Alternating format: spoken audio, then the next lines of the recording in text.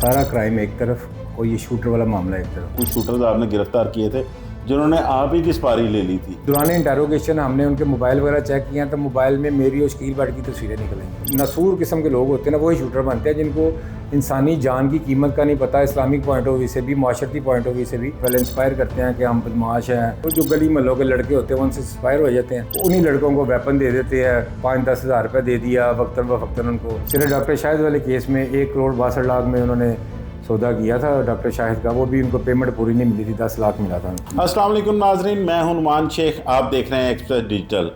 नाजरीन, लाहौर में माजी में देखा जाता था कि शहर में राह चलते शहरियों को ऐसे ही गोली मार दी जाती थी। ये काम होता था उन शूटर्स का जिनको जराइम पेशा अफराद मुख्तलिफ लालच देकर या पैसे देकर उनको हायर करते थे। लेकिन इन शूटर्स के खिलाफ एक बहुत बड़ा क्रैकडाउन किया गया ऑर्गेनाइज क्राइम यूनिट की जानिब से। साबिक DIG इमरान किश्वर ने इस पर बहुत स्टैंड लिया और शहर से तकरीबन तमाम शूटर्स को जो है वो या तो भगा दिया गया या वो पुलिस मुकाबलों में मारे गए। शूटर्स के खिलाफ कार्रवाई में जो सबसे अहम किरदार अदा किया वो किया ऑर्गेनाइज क्राइम यूनिट के DSP मोहम्मद अली भट्ट ने। इस वक्त मेरे साथ मौजूद है मोहम्मद अली भट्ट साहब। मोहम्मद अली भट्ट साहब, बहुत शुक्रिया। सबसे पहले तो ये बताइएगा कि शहर में अब भी कोई शूटर्स मौजूद हैं? नुमान भाई, जो आपने कहा ना कि इमरान किशोर साहब ने इधर काफ़ी काम किया, इसमें कोई दो राय नहीं। उन्होंने बहुत ज़्यादा मेहनत की है और स्पेशली मैं CCPO साहब लाहौर जो है, आज से 2.5 साल पहले एक इंसिडेंट होने शुरू हो गए थे कि भी पैसे दे के बंदे मरवाने शुरू हो गए थे।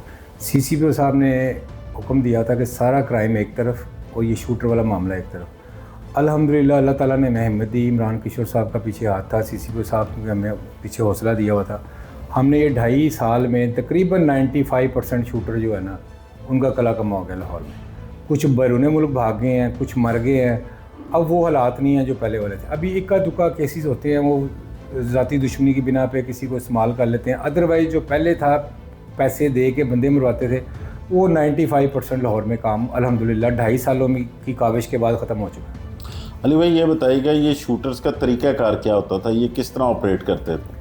सर, शूटर ये बनते हैं गली मोहल्लों में, किसी को आइडियलाइज़ कर देते हैं, किसी बदमाश को, किसी मफरूर को, उसके अपना एक उसको आइडियल बना के उसके पीछे चल पड़ते हैं। और ये जब एक तो बेरोज़गारी का जो अंसर है वो बड़ा इसमें अहम है।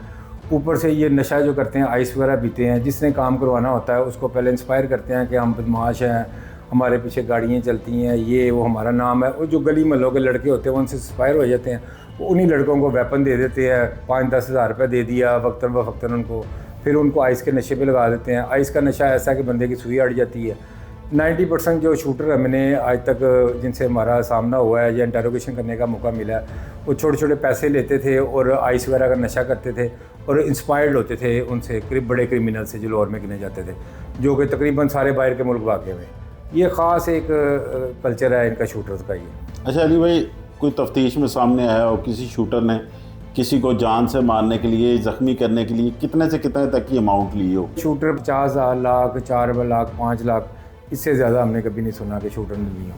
सिर्फ डॉक्टर शाहिद वाले केस में 1,62,00,000 में उन्होंने सौदा किया था डॉक्टर शाहिद का, वो भी उनको पेमेंट पूरी नहीं मिली थी, 10 लाख मिला था उनको। तो यानी कि ये चंद रुपयों की खातिर? सर, ये चंद रुपयों की खातिर। मैं पहले भी किसी दोस्त ने इंटरव्यू किया था, मैंने उनको बताया था कि शूटरों का ये हाल ये होता है कि इनके ना तो पीछे कोई आने वाला होता है और इनका कभी किसी ने, आपने सुना कि फ़लाँ शूटर का बिज़नेस है या उसने कोई मिल बना लिया या उसने कोई डिफेंस में 2 कनाल का घर ले लिया। ये ऐसे ही कंगले लगे फिरते हैं। जो माशरे का नसूर है ना, वो ये लोग शूटर बनते हैं। जो कि नसूर किस्म के लोग होते हैं ना, वही शूटर बनते हैं जिनको इंसानी जान की कीमत का नहीं पता। इस्लामिक पॉइंट ऑफ व्यू से भी, माशरती पॉइंट ऑफ व्यू से भी उनको एहसास ही नहीं है कि हम एक इंसानी जान ले रहे हैं 10 हज़ार के लिए, 20 हज़ार के लिए। तो ऐसे लोग नसूर ही हैं माशरे का। और ऐसे नसूरों के मतलब तो कुरान पाक में भी हुक्म है कि फ़साद जो लर्ज होता है इनका कला कमा किया जाए। अच्छा अली भाई, एक वो भी केस आया था जिसमें कुछ शूटर्स आपने गिरफ्तार किए थे जिन्होंने आप ही की सपारी ले ली थी, वो भी ज़रा थोड़ा सा बताइए। ये सर 2-2.5 साल पुराना केस है। इसमें ऐसे हुआ था कि शबाज़ नामी एक बंदा था, उसने लाहौर में ग्रुप बनाया हुआ था, उसने अखीर की हुई थी उस बंदे ने। उसके जब पीछे चढ़े हैं तो उससे 8 से 9 उसके शूटर हमारे साथ मुकाबले में मर गए हैं और वो बैरून मुल्क भाग गया। अब उसके एक बंदा मर्डर हुआ था, फरीद गुज्जर नामी, उसका ब्लाइंड मर्डर था। वो तफ्तीश आ गई हमारे पास। उसके पीछे भी शबाज़ था। शहबाज को पता चल गया कि इनके बाद तफ्तीश आ गई, अब इन्होंने बंदे नंगे कर लेने हैं कि किसने मारा। शहबाज, जिन बंदों ने फरीद गुज्जर को मारा था, शहबाज ने उन्हीं को हमारी सुपारी दे दी, मेरी और शकील भट्ट की। वो अल्हम्दुलिल्लाह अल्लाह पाक की मेहरबानी से जब हमने फरीद गुज्जर का कत्ल ट्रेस किया ना, वो दौरान इंटेरोगेशन हमने उनके मोबाइल वगैरह चेक किया तो मोबाइल में मेरी और शकील भट्ट की तस्वीरें निकल आई। उधर से फिर फर्दर इंटेरोगेशन हुई तो उन्होंने बताया था जी कि शहबाज ने हमें कहा था कि आपने मोहम्मद अली भट्ट और शकील भट्ट का काम करना, मैं आपको साउथ अफ्रीका के वीज़े भी लगवा दूंगा और पाकिस्तान में घर ले दूंगा, उसके अलावा 50 लाख रुपए दूंगा।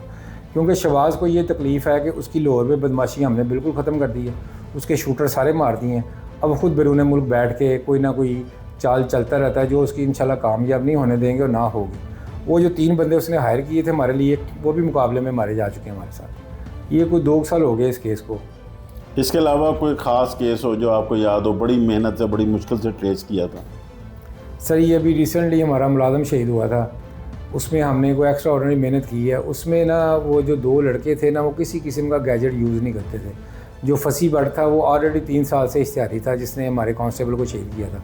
तो उसमें हमें बड़ी एक्स्ट्रा ऑर्डिनरी मेहनत करनी पड़ी है, क्योंकि आमतौर पे हम अंदाज़ा लगाते हैं कि आपका मोबाइल आपके चाचे का बेटा, उसका मामू का बेटा, उसकी एक IT की टीम होती है हमारी, वो एनालिसिस निकालती है। लेकिन इन्होंने कभी 3 साल में कोई चीज़ यूज़ ही नहीं की जिसका एनालिसिस हम कैसे निकालते। तो उसमें हमें बड़ी मेहनत करनी पड़ी थी। और जब हमने रेड किया तो मौके पे ही नारोवाल के इलाके में रेड किया, मौके पे उन्होंने हमारे पे फायरिंग की है और मौके पे ही वो जन्नम वासल हो गया।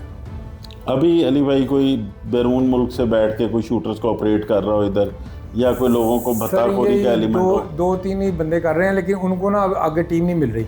अल्हम्दुलिल्लाह उनकी टीमें ख़त्म हो गई हैं, अब वो कोशिश कर रहे हैं नई टीम बनाने की, लेकिन जो ही वो कोई मूवमेंट करते हैं अल्हम्दुलिल्लाह वो बंदे हम पकड़ लेते हैं। तो ये शहबाज हो गया, वैस चीमा हो गया, इस तरह के 4-5 बंदे बैरून मुल्क बैठे हुए हैं जो, लेकिन अल्हम्दुलिल्लाह लाहौर में उनका वो कंट्रोल नहीं रहा। और ये जो फसी भट्ट वगैरह थे, ये वैस चीमे के बंदे थे, उसका डेरा भी ख़त्म कर दिया हमने, उसके सारे बंदे बदमाशी ख़त्म कर दी। तो बाकी बैरून मुल्क बैठ के वो अपनी कोशिशें जारी रखते हैं, लेकिन जब तक लाहौर पुलिस कायम है इंशाल्लाह ताला इनका नहीं काम चलेगा।